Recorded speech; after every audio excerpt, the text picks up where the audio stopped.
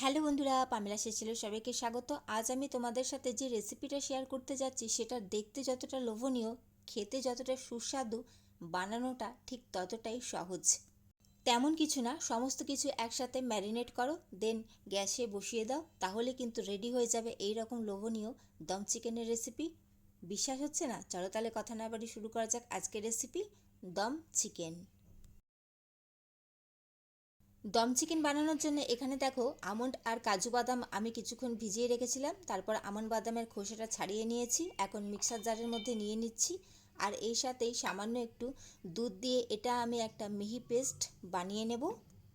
দুধের সাথে আমন্ড আর কাজু বাদামের পেস্ট আমি বানিয়ে নিয়েছি, এর সাথে নিয়েছি আমি পেঁয়াজের বেরেস্তা, আর এর সাথে আদা রসুন বাটা।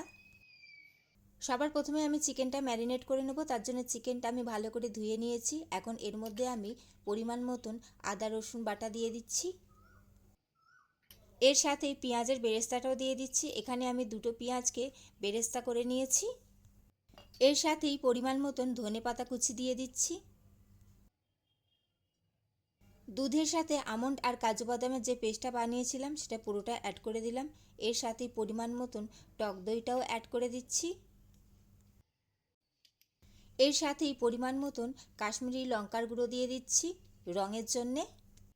এর সাথেই অ্যাড করে দিতে হবে পরিমাণ মতন ধনে গুঁড়ো, পরিমাণ মতন নুন। এর সাথেই আমি নিয়েছি 3টে এলাচ আর একটু সামান্য গোটা জিরে, ওটাও আমি অ্যাড করে দিলাম। এর সাথেই আমি লেবুর রস ব্যবহার করছি, এখানে হাফের থেকে একটু বেশি আমি লেবুর রস দিয়েছি। এখন অবশেষে আমি এর মধ্যে অ্যাড করে দেব পেঁয়াজের বেরেস্তা ভাজার যে তেলটা রেখেছিলাম সেই তেলটা। আর আমি পেঁয়াজের বেরেস্তাটা কিন্তু সাদা তেলেই ভাজা করেছি, তো আমি তেলটা এখানে অ্যাড করে দিচ্ছি পরিমাণ মতন। এখানে আমি আর কিছু অ্যাড করিনি। এখন সমস্ত কিছু ভালোভাবে সুন্দর করে মাখিয়ে নিতে হবে, যাতে সমস্ত মশলাটা চিকেনের মধ্যে ঢুকে যেতে পারে।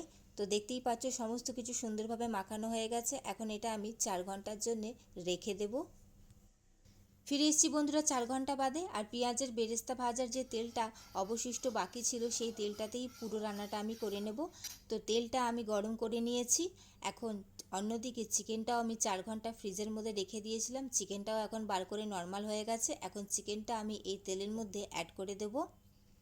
এখানে কিন্তু আর কোনো রকম মশলা বা কোনো কিছু ব্যবহার করার কোনো দরকার নেই। চিকেনটা এইভাবেই ঢাকা দিয়ে দিয়ে রান্না করে নিতে হবে, যাতে চিকেনটা সেদ্ধ হয়ে যেতে পারে।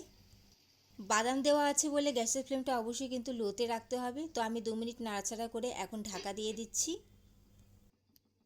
5 মিনিটের জন্য আমি ঢাকা দিয়ে রেখে দিয়েছিলাম। আর অবশ্যই মাঝে মাঝে ঢাকা খুলে নাড়াচাড়া করে দিতে হবে, যেহেতু বাদাম দেওয়া আছে। তো দেখতেই পাচ্ছ নিচে লেগে যাচ্ছে, তো মাঝে মাঝে কিন্তু ঢাকা খুলে নাড়াচাড়া দিয়ে দিতে হবে। আর চিকেনটা কিন্তু এইভাবেই সেদ্ধ করে নিতে হবে।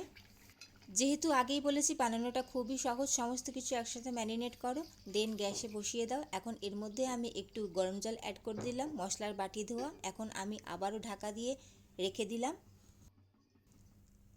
আমি আবারও 5-10 মিনিটের জন্য ঢাকা দিয়ে রেখে দিয়েছিলাম।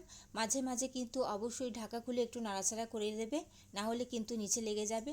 তো আমিও ঢাকা খুলে মাঝে মাঝে একটু নাড়াচাড়া করে দিচ্ছিলাম। আর মাংসটা অনেকটাই সেদ্ধ হয়ে এসেছে। আর যত বেশি কষাবে তত কিন্তু এর কালারটা চেঞ্জ হতে থাকবে। চিকেনের যে কোনো রেসিপি রান্না করার সময় আমি মিনিমাম 4 ঘন্টা ম্যারিনেট করে রেখে দিই। এতে চিকেনটা কিন্তু খুব সফট হয় এবং মশলাগুলো কিন্তু চিকেনের ভেতর পর্যন্ত পৌঁছাতে পারে।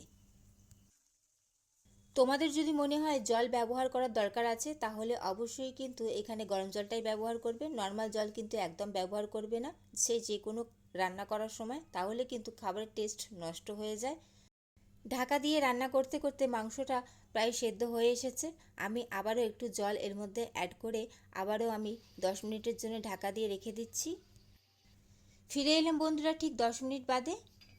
আর এখন কিন্তু মাংসটা পুরোটাই সেদ্ধ হয়ে গেছে। তো রেডি হয়ে গেল আমাদের দম চিকেনের রেসিপি। আর গ্রেভি যেটা আছে এটা যখন ঠান্ডা হবে পুরোটাই একদম শুকিয়েই যাবে।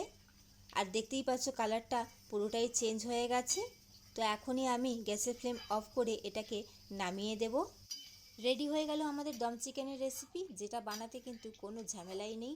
তো কেমন লাগলো তোমাদের আজকের রেসিপি অবশ্যই সেটা কমেন্ট করে জানাবে। ভালো লাগলে অবশ্যই লাইক কমেন্ট শেয়ার করে দিও এবং অবশ্যই আমার চ্যানেলটি সাবস্ক্রাইব করে আমার পাশে থেকো। চলো তাহলে আজকের মতন আসি, টাটা।